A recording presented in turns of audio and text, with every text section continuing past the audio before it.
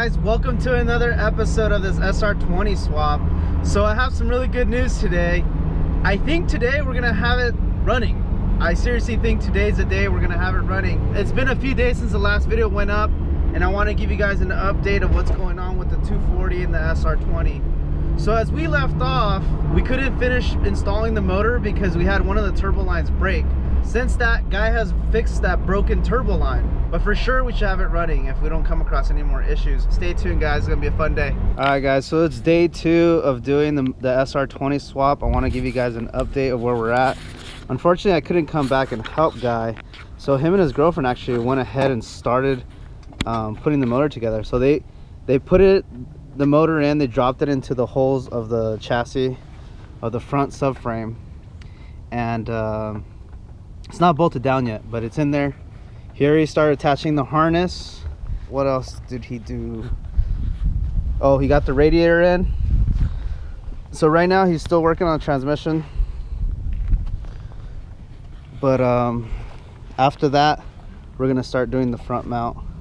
I was able to get the coupler for the throttle body, which I think he needed for the cold side of the intercooler piping. So hopefully we can get it started today. I think there's still hope, but we're not gonna be able to drive it because the transmission mount blew out. It's no good. He thought it was, but it's not. So at the moment we're jacking up the transmission and installed the drive shaft. The transmission mount was blown out, so we're just gonna bolt this up and probably leave the So scary. the jack on the transmission, and we can still turn it on. So there's still hope, guys.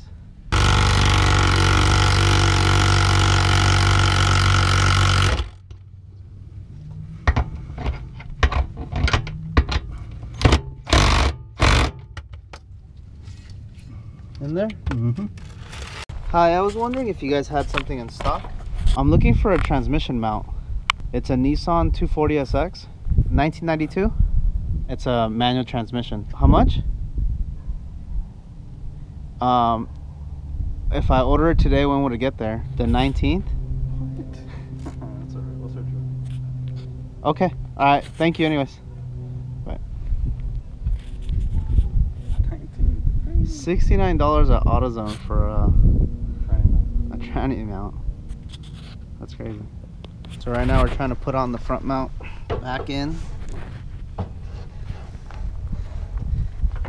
How do you do this by yourself, guy? I'm a man of many wonders.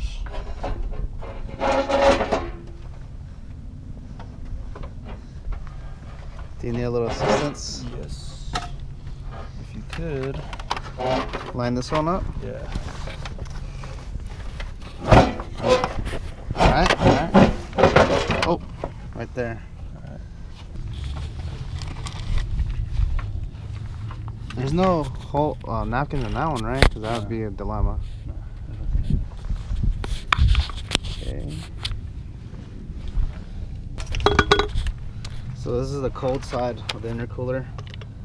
Take that little piece off. We're gonna use the original one off the motor. That was from the last motor that blew. So what happened? You never told me what happened with the last motor. I spun a rod bearing. Just being dumb, racing a car. Were you over boosting, or what do you think caused it? To be honest, I think probably electronic boost controller is what fucked it up. I never trust those guys. It was at 12 pounds. It was always steady, but unfortunately, it didn't last long. It's 12 pounds on stock injectors, or? The 740s with the Z32 setup. Oh, okay.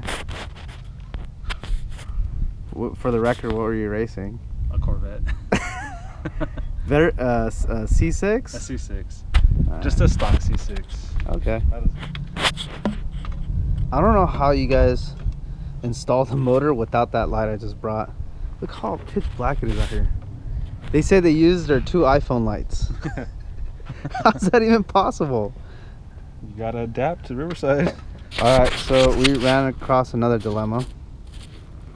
Explain what happened. So my previous setup, I had a Freddy intake manifold, and I'm assuming who installed it for me cut my intercooler piping So they cut the original bend to show how short it is now. Damn, we didn't think about this. Yeah, so we pull it in, we're about a good.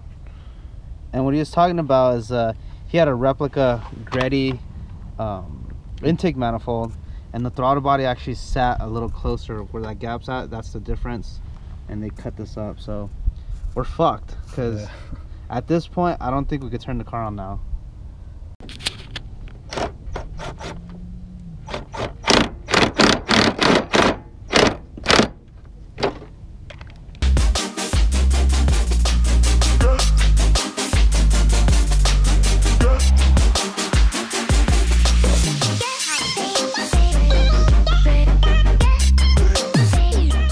Doing the final touches. Guys putting on the little stock one.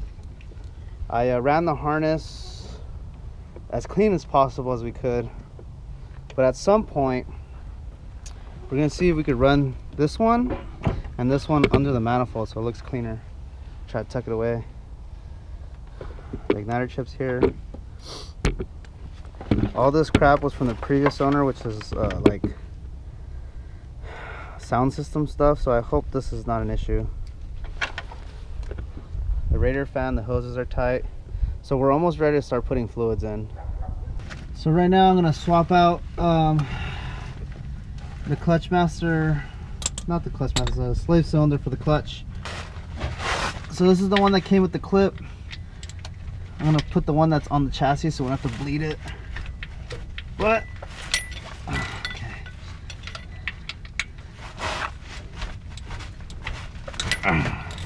I did that all with the left hand. If you guys are curious on how installing a slave cylinder, there's an episode on Project Miata where I do one, where you bleed it and everything. This one won't have to bleed it because you never disconnected the line. Okay. But we're not going to get rid of this because we can use this if that one goes out. It's the same thing. The hard part's going to be there's going to be pressure liquid in here, so it's going to be hard to push this back in and line it up. Oh. What happened? Oh. What happened here?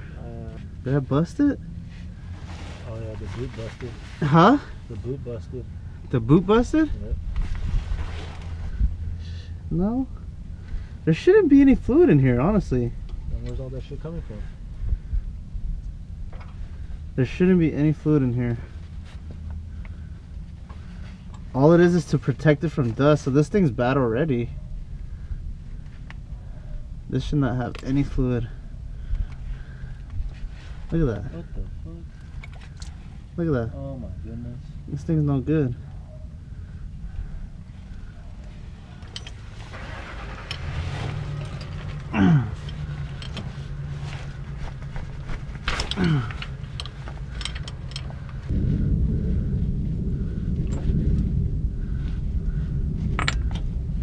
The sucky thing about this, guys, we have air in the lines, so we don't have to bleed it again. But at least we have an extra one.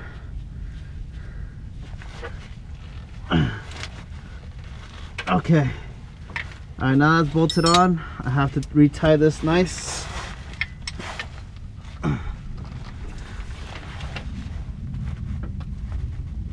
Okay. So the slave cylinder is in there, but we have to bleed it now. So right now we're gonna do the mass airflow sensor. We have to connect the original SR20DET actual harness because the chassis, the wiring harness that was on the chassis has a Z32 harness. So, and you double checked, right, that you know what cable goes where? Yeah. I used to always hate that when you had the Z32, you had a ground one. I always thought that looked so ugly. You remember that? Yeah. Which one was it? The black one? This brown that. I hated that. How did it go on the Z32? It grounded in the harness? No, you grounded it right here. Oh. Alright, so we'll let you do your magic. So we've done a lot of hack jobs to, since we don't have the intercooler pipe. We capped this off with the lug nut bolt. I don't know, I'm pretty sure that sucks vacuum. capped off with another bolt. The vacuum that the motor produces that goes to the brake booster. Now in theory, we think the throttle body, as long as it's closed, the car should turn on. We got to plug this one too, this little T for the boost gauge. And we're just trying to get it to start. Yeah, and we have to still do the fluid in the transmission, the fluid in the engine, and the radiator fluid. Oh, another cool thing, I just found out, remember those heater hoses I did on episode 1? Look at that. Yeah, it's been about, I'm gonna say a good 6 years or 7 years that I've done a swap, and it worked. So you can do it without buying shit. You just use the same stuff that came on the SR. I think what happened, these like touched and just shorted it. And it shorted it because you did it for me, and I know it was done right.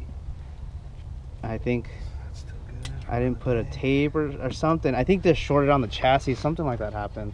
All it takes is one ground. And I smelled the ECU. That thing smelled burnt. And I opened it up, and there was like a burnt, broken circuit. Resistor in there, huh? Yeah, it's gone. And I always wondered if you guys know anyone that repairs ECU, please leave a link or a description or a number or a name to a shop. Anything, because I would love to know where, just in case I come across that dilemma. Because back then ECUs were about like 150 bucks. Yeah, now I don't even know how much they are. Either the same or a little bit more. All right, so we're gonna start adding fluids. We're gonna start by checking that dipstick real quick. I know it's empty because we emptied it out, but let's clean it out. This happens in the Miata a lot, and also in this car when you're drifting. This thing will get really hard and it's hard to open. Right now it's easy because it's not hot. Get like a hammer or a thing and just tap it, like 2 taps, and it'll break it and you can open it. Cool little tip. Here's the oil of choice today.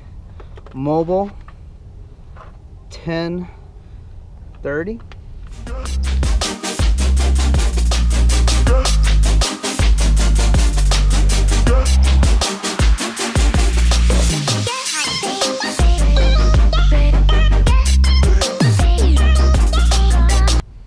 No power in the cluster, there's no power. Nah, you have to have it in the on position. The clock's not on. Where's the key? I'm telling you. Fuel pump went on. Clutch is dead. Maybe the battery's low? What is that?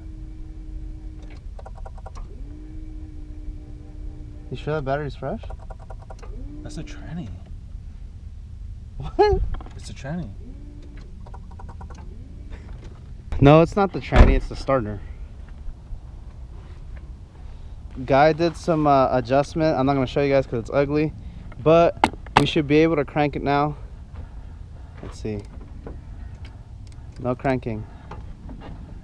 Other cars. I just remember having so many questions about the sounds they made. I also love to take things apart and put things back together. When I got older, when I was about 10 years old, my dad bought me a video game called Need for Speed 3. In that game, all the specs for the cars were in there, and I used to love going in and reading about the cars and memorizing all the specs, and that game was really pivotal for me because